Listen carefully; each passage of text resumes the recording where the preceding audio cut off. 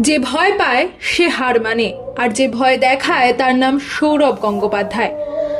আজ সেই রাজপুত্রের জন্মদিন, যিনি শুধু ব্যাট নয়, বুকের সাহস দিয়ে খেলে দেখিয়েছেন।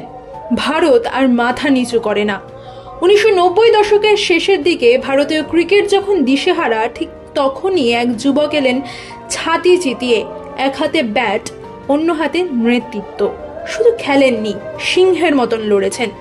লর্ডসের বারান্দায় জার্সি খুলে উড়িয়ে বলেছিলেন, এই ভারত চুপ থাকবে না, এবার ইতিহাস করবে।